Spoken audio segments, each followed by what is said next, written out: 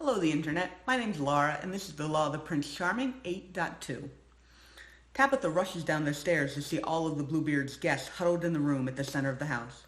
A loud crash comes from outside, causing the ladies to scream. Tabitha pushes out the back door into the garden. Above her in the sky, the firebird is wreathed in flames. It is shooting fireballs which strike the garden as well as the house, leaving both damaged and burning. Tabitha knows that she will be completely ineffective unless she has weapons to deal with the fire. Tabitha remembers the nets and ropes the guardsmen had used against the firebird. She runs down the path to the arena, stepping over the fallen lanterns. The beautiful glass dome is shattered where the firebird escaped. Tabitha ducks in the front door and jumps down into the arena. Huddled by the gate that had held the firebird is a figure with silver hair, the Silver Lioness. "Did you let the firebird out?" Tabitha demands, too angry to notice how weak the woman looked. It attacked the bars and the gate fell open. The lioness has her arms wrapped around herself. It wasn't supposed to end up like this. She wasn't supposed to look in the wardrobe. "So you did break the tail," Tabitha accused her. "Rose has given his life to get the tail back on track after whatever you did, and now you've let out the firebird too?" "Wait," the lioness grabs Tabitha's arm. "What happened to Rose?" Tabitha wrenches her arm from the lioness's grip. "He's the Lady of Bluedale now." The lioness falls back and Tabitha runs back outside. As she clears the building, she sees a large group of guardsmen who had put on the display and runs toward them. The captain frowns. "Now who are you?" "What's going on?" The huntsman is dressed in the same uniform as the rest of the guardsmen. "The firebird escaped," Tabitha says. "I can see that." "Well, that's all I have right now," Tabitha snaps. "Now how about we stop it?" "The dome always kept it within range," the captain said. "We've killed that thing hundreds of times. It will know exactly how to avoid us, and we'll never get down here." He shakes his head. "Maybe we'll get lucky and it will fly away when it runs out of magic. It should be running through it pretty fast, and there's nothing here to drain anymore." "Drain?" Tabitha blinks. "Right, mythics are drawn to magic.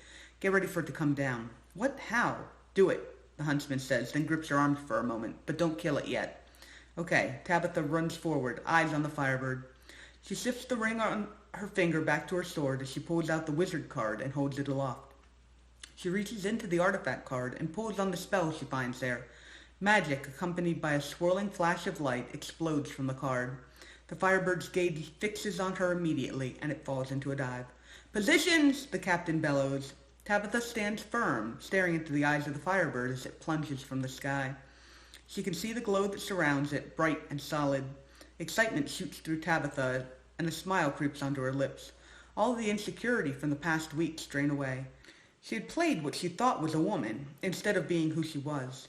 This is her as much as anything else, staring down dangers that other people can't in order to protect them.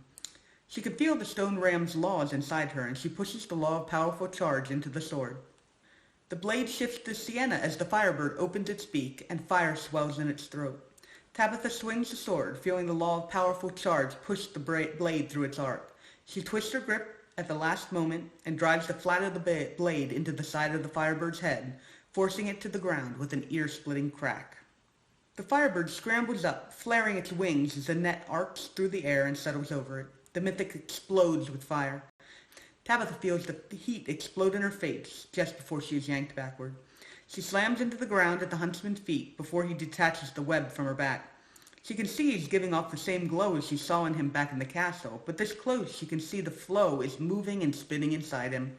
Tabitha climbs to her feet. "That was stupid," the huntsman shakes his head, "but good job." The guardsmen throw ropes over the net, fastening them into the spikes they drive into the ground. The firebird spews more fire, but the nets and ropes do not burn. "That was insane," the captain says to Tabitha. "How do we get it back into the arena?" Tabitha asks. "Doubt we could, plus the barriers are gone. It'll take me more than a day to recast them, and the spells on those nets won't last that long." The captain scowls. His glow is much brighter than the one around the huntsman. Tabitha creates a sheath on her sword, and the magic glowing in her sight vanishes. She attaches the sheath to her belt. "What happened to the barriers?" the huntsman asks. "They're just gone," the captain says. "I maintained them myself. There's no reason they should have failed." "I think it was when the locust went crazy. It started opening and closing everything around, sucking in all the magic," Tabitha says hesitantly. "Locust went crazy? What are you talking about?" the huntsman demands.